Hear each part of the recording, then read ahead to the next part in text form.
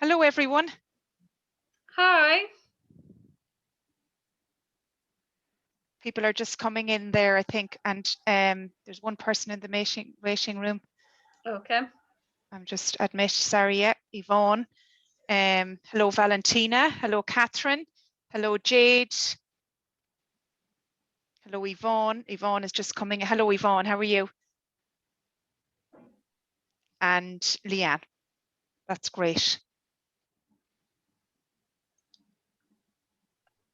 And if you could turn on your cameras, if you don't mind, like that would be nice to see faces as well. If you wish, but you don't necessarily have to if you don't want to. So we're delighted to have you here, and my name is Claire Carl. I see I'm Claire C there. So I'm one of the co-directors with Mary Pat on this Masters. So we're delighted to welcome you here for our open day talk that will be we're hoping interactive, that I'm going to ask Mary Pat some questions and then we'll talk for about 10 minutes and then we'll leave it open for you and questions and so on that you might have. Do you want to introduce yourself, Mary Pat? Or?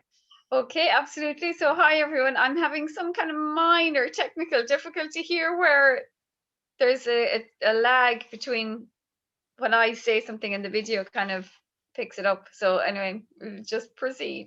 So Okay. as Claire said, I'm one of the co-directors on the Masters as well. Delighted to be here today and to share with you about our Masters. We're very enthusiastic about it and hopefully you'll find out all your answers to your questions. Okay. So Mary Pat, would you kick us off then maybe by kind of sharing why would any of these students do this course? Well, that's it's an interesting question, Claire, because so it's called the MSc in Childhood Speech, Language and Communication Needs, and I'm just thinking of our current cohort of students, and we have one person who's a teacher, and we were asking them recently, like, why did they pick this course, or how did it come to their attention? And she said that for her, it was like, and these are the direct quote. She said, "It makes you stand out from the crowd." And it's another string to your bow. So from her point of view, in terms of employment, it made her CV stand out, she felt, from the crowd. And she is also like really adept at using the information that she's encountering in the different modules in her classroom, let's say, for instance. So you would do it if you want to really, I think, stand out from the crowd and up your game in terms of understanding the needs of children with speech, language and communication needs that you come in contact with, whether it's at school or in, speech and language therapy clinic. It's taking your skills really to the next level across a range of topics like narratives in childhood, like research, let's say in relation to cultural and linguistic diversity. And there's also, like, in relation to the research, you're really upping your game in terms of how to bring research into your work life, into your workplace, but also the opportunity to conduct your own piece of research in a topic that we can support you in and that you're interested in. Great, thanks, Mary Pat. And could you tell us a little bit more about what the actual course entails? What are the modules and also how they're delivered? Sure. So again, there's a part-time option and a full-time option. So let's say with the part-time option, the second year is where you do the minor dissertation or your thesis, and then you do the other modules in the first year. And from a practical point of view, like, we have people who have worked full-time and done the full-time version of the MSc as well. So the minor dissertation, as I say, that's where you conduct a piece of research. And then the other modules are, so I teach the one on cultural, linguistic and social diversity in health and education. So it's what it says on the tin, really. We're looking at cultural competence and cultural humility and what it's like to work with people from, different diverse backgrounds. And then I also lead narratives in childhood. And that's where we look at the importance of narratives as part of, like, working with children with speech, language and communication needs and understanding where they're coming from. Then there's using evidence in practice, which is the module which shows you how to, like, there's loads of research out there, but you need to be able to, like, critically appraise it and see, well, this study was well conducted, it had lots of participants, the method is strong, so the findings here are credible.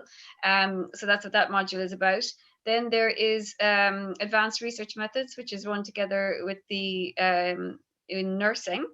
And that focuses on different ways of like what kinds of research questions can you ask, what's the method that matches your research question, for instance. And then there is the supporting children with childhood SLCN. And that is, again, Claire coordinates that module. So that's looking in more detail about the context in which these children live. So like our encounters, like the clinic, the classroom, and the community, and the different speech, language, and communication needs and how they manifest in those contexts. Great, thanks, Mary Pat. And there's a lot of modules, everybody, but like all courses. And I suppose one of the things, Mary Pat, that you mentioned, all those, there's 6 modules. And how are they delivered? You know, like how many do they have to do? Yeah. Yeah, so basically, you know, things changed because of the pandemic, obviously. So the current year we did everything online. So traditionally it's been a blended learning. So we've had, let's say, live in-person contact, but that didn't happen this year. So we basically switched everything online, and we had then weekly, so we had a mixture of recorded sessions that people listened to in their own time. Then we had live face-to-face teaching where we met with the group and delivered the live, and that was recorded for people who couldn't make it. And then every Thursday at 3:30 we had a live tutorial from one of the modules where we like reviewed what had been covered so far or questions that people have. So we had that kind of nice like contact with people every week. And really our aim is to deliver the teaching and the learning in such a way that it fits in with people's lives, because obviously people are very busy. So we've gone online for the current year, and then obviously depending on the public health advice, we will be reviewing what the situation will be like for the coming academic year. Great, Mary Pat. So really we have, I would say this year we have some international students as well as students from Ireland, and it is it's facilitated everybody. And how we've worked it this year, I suppose, just is that we've done Thursday afternoons, haven't we, Mary Pat, where we've kept from 3:30 to 4:30 or 4:30 to 5:30, and really tried to keep them, the sessions there, the weekly lectures, they're recorded, so you can look at them then in your own time. So very interestingly, if you're a part-time student, there are, well, I suppose there are 6 modules overall that Mary Pat mentioned. And if you're a part-time student, you do 5. If you're a full-time student, you do 6. And if you want to be part-time, it means you do 5 modules, and then there's 1 module left over for your second year, and that's your minor dissertation. So you wouldn't do any research in year 1, you would do it in your year 2. That's really the only difference. And just a word there, Claire, maybe about the minor dissertation, is what we do is it depends on, some people will come into the program and they've never done research before, and then you have people who will have done research. So we will, and then there's the areas of interest and expertise that we have. So it's a process of kind of matching the needs of the student with what we can, you know, supervise from our own experience. Yes. Okay, great. So I'm going to share my screen, everybody, and this is the just bear with me now where it is. I'll just share it here now. And you'll see here, this is you would have looked at this if you're interested in it. It's our PDF of the course. So I'm just going to scroll down here because this is, suppose, bringing us on to the next questions about how many places there are, how long is it, and what do I need? So you can see there you need a primary degree with at least 2nd class honours or an equivalent. And you don't need Garda vetting to do this course, but you would if you're going to undertake research with children. That would be the only piece. It's a level 9 qualification, and you make your applications through the PAC, as you know. And then this is the outline of the course, why study, and the programme outline, and so on. How many places, Mary Pat, do you have on the course? So our limit is 20 per year, and like it is, you know, because the number is small, then it's like a very personal kind of experience, because we get to know people, because we're obviously meeting people every week, and then you get to know your supervisor. And we do like have a reputation, I would say, in the university for really taking care of our students, and making sure that, you know, everything's on track, and also taking into consideration life context. So, you know, we have a system whereby for when it comes to assignments, you can have 2 extensions without giving like supporting documentation. And then so you can have, so you 2 free passes in terms of extending a deadline, and then after that you would have to say, you know, because you were sick or you were whatever, you'd have to have supporting documentation then. Okay, so will we throw it open to you guys if there's any questions that you might have? I can leave that up there just for the course facts, but do you have any questions or any queries that we can help you with?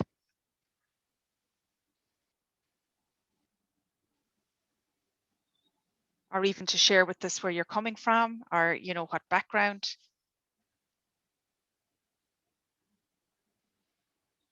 Or even actually, I meant to say to you there, if you want, type it in the chat box if you don't want to speak. There's no problem there. Some people, one of a common question that we will get is, will I be a trained speech and language therapist at the end of this course? And the answer is no, unfortunately not, if that's what you're looking for. So because this is a master's course, a non-professional master's course, so there are other master's courses that you can look into for, whereas in NUIG, the undergraduate 4-year course is you apply through the CAO. You can also apply as a mature student. I'm just thinking, Claire, another question that people, you know, often ask is around like job opportunities from the MSc, and really like it because our students come from a range of backgrounds, where they go depends on their own plans for their career. So for example, like we've had people, let's say we've had teachers, and then it has helped them actually secure a position, let's say, because they're able, the thing about a master's to remember is that it is an academic pursuit, and we do attend to like the application of the knowledge in different contexts, like in the clinic or in the classroom or in the community. And then an interview, the idea is that you are able to show how what you have learned is matches the requirements of the position you're applying for. There is the careers center, like in the university for students, which can help if you're not really sure where you want to go career wise. It can help you, you know, plot where to go. And then we have had students, for example, who did the masters, and during the like completion of the masters realized, okay, I now want to do the masters in social work, and I want to be a social worker.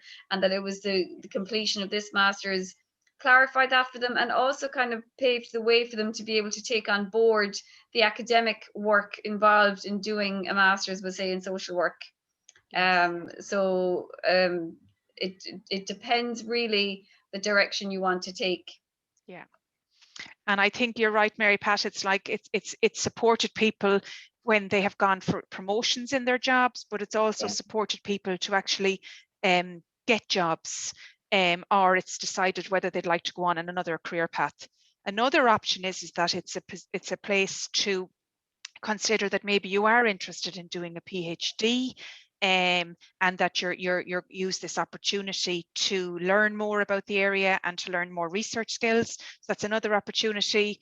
Maybe you'd like to do some research and publish your research. So we have a number of students who have published their minor dissertation research, which is super.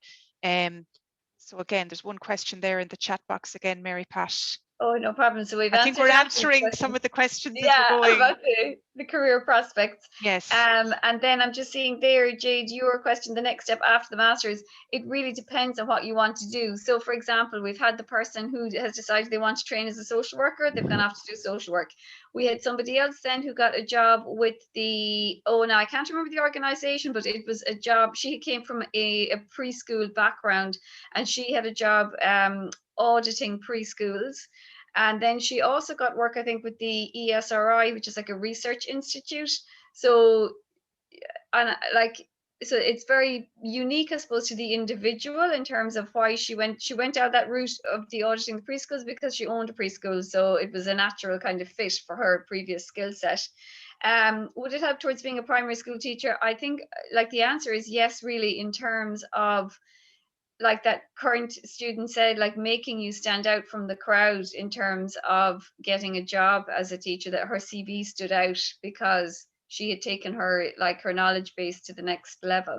And would say, for example, in her role then as a primary school teacher, she can communicate much more readily or easily with the SLT because she has now insight into, let's say, what it is that we do and the kinds of, you know, challenges that children can experience, and informal ways that she could change her teaching practice to support them. Yeah, that's great. So I don't know about it. If you're going to train as a primary school teacher, like, is there an interview process, or you know how that works? But if you did have the master's, then obviously you could, in your application to be a speech or a teacher rather, you could certainly draw heavily on the knowledge that you've gained from doing the master's. Mm-hmm. And I would say to you as well that it's good to follow our Facebook page and follow our Twitter page that we've set up quite recently, that even just to look at that and you get a flavour too of what we're, you know, some posts that we put up, and you can even send us a message. Facebook page there, and I'll put it in the chat. But exactly, Claire, because when we post stuff that gives a flavour for our kind of our angle on things or our perspective, you know, that's not strict. Some of it's academic, but it's also sharing kind of resources that we've come across that are out there.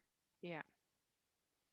So I'm just, I suppose, if there's Valentina has a message up, and my bachelor is in languages, translation and linguistics. With this course plus my bachelor degree, what could be a feasible degree? Or a feasible career. Or career, I mean. Yeah. So, for example, like we have had a student in the past who owned a language school where she was teaching English. And certainly, like the information again that she would have covered in our masters would have really helped her business in terms of understanding like the learning needs of the students. Now, they weren't like, she wasn't dealing specifically with people who had communication impairments in her school, but it gave her an understanding, let's say, of diversity and how that may impact on her interactions, or what kinds of things she might need to cover when teaching language. Again, I can't remember what language she was teaching them. And also, for example, using narratives as a kind of a way to teach. So in that way, it depends on what you want to do. Do you know what I mean?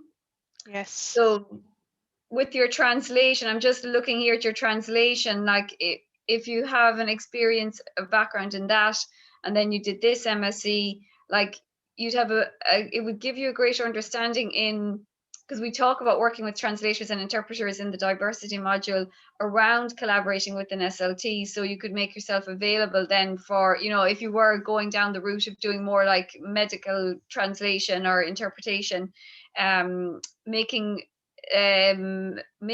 information accessible to people with disabilities, for example, or to parents of children, then like the material and the masters would inform that aspect of your translation work. Yeah. Okay, I hope that answers your question, Valentina. Thanks very much for posting that. And also to everybody else there, Jade and Aisling, thank you. Any other questions?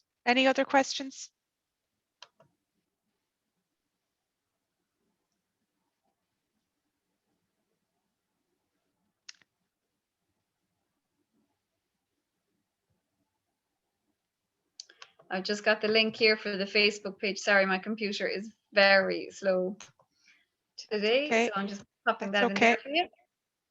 Thank you, Mary Pat.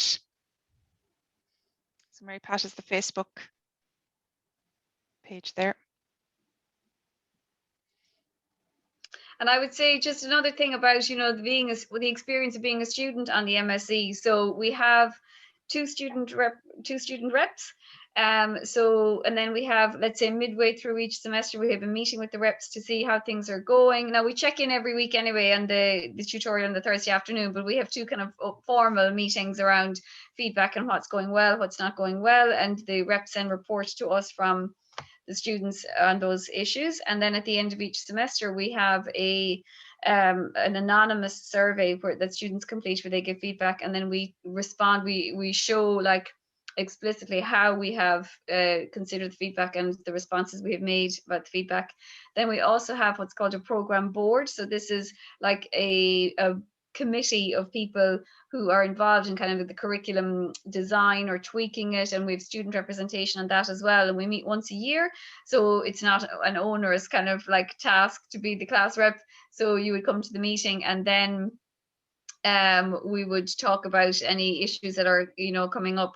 And then obviously in relation to the student experience too in NUI Galway, you know, there is the disability office. So if you have, let's say, dyslexia, or you have other, you know, additional needs, then the disability office will let us know like what your additional needs are, so we can take that into consideration when we're marking assignments.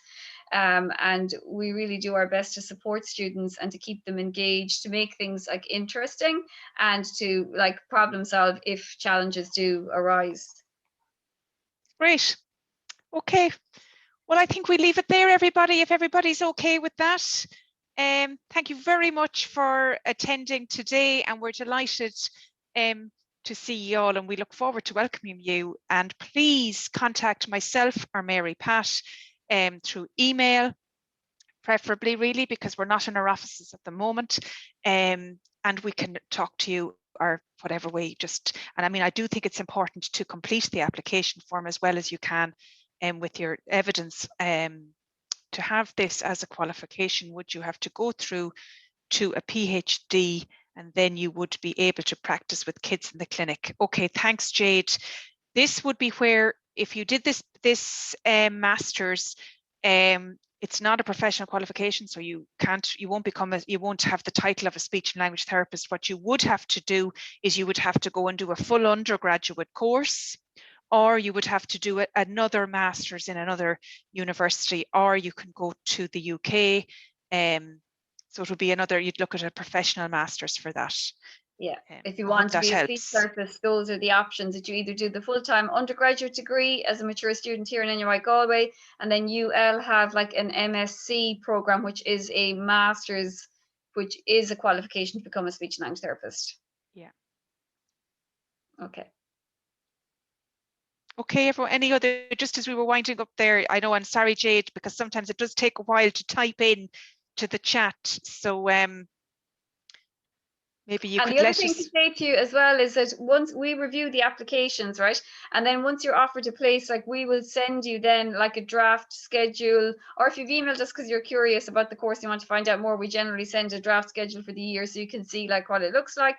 And we will kind of keep in touch to see if you have any questions up until like you register and join us in September. And we do have an induction session where we go through like all the kind of the learning technology and the services that are available in the university and the plan for the year and all of that kind of thing. So again, you'll be well looked after.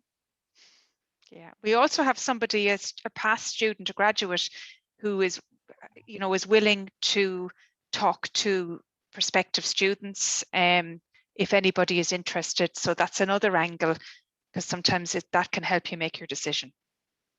If you're interested, let us know. Okay, so thank you so much. We've another message. Thanks, there. Everyone. Just let's see. Thank you. Thanks, Emer. Thank you. Okay, that's perfect. Thanks. Okay, that's great. Bye-bye. So I'll stop. Thank you very much.